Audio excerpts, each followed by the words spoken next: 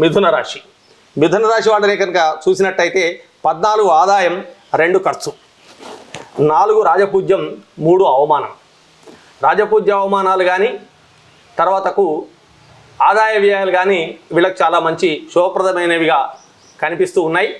అయితే వీళ్ళకు గురుబలం అనేటటువంటిది తక్కువగా ఉంటుంది కాబట్టి గురుబలం ఉండడం కోసం, అదేవిధంగా రాహువు కూడా అనుకూలంగా ఉండడు కాబట్టి రాహువు యొక్క అనుకూలత కోసం గురువు రాహువు ఈ రెండింటికి కూడా జపాలు దానాలు చేసుకోవడం అనేటటువంటిది మరింత మెరుగైనటువంటి ఫలితాలను ఇచ్చేటటువంటి అవకాశం ఉంది. ముఖ్యంగా మిథున రాశి వాళ్ళు ఎవరైనా గృహ నిర్మాణం చేయాలి అని అనుకుంటే తప్పకుండా ఈ సంవత్సరం గృహ నిర్మాణాన్ని ఆరంభించుకోవచ్చు. నూతన కార్యక్రమాలు ఆరంభించుకోవడానికి కూడా శుభప్రదమైనటువంటి సమయాలు చూసుకొని ఈ సంవత్సరం ఆరంభించుకునేటటువంటి అవకాశం ఉంది.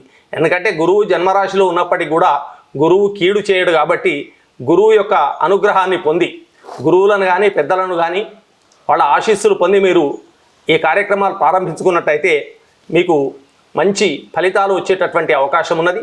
అదేవిధంగా ఈ సంవత్సరము గురువు రాహువు, గురువుకేమో శనిగలు దానం ఇవ్వడం, రాహువుకేమో మినుములు దానం ఇవ్వడం. గురువారం రోజు 750 గ్రాముల శనిగలను నవగ్రహాలకు ప్రదక్షిణ చేసి దానం ఇవ్వడం వల్ల గురుగ్రహ ప్రీతి కలుగుతుంది.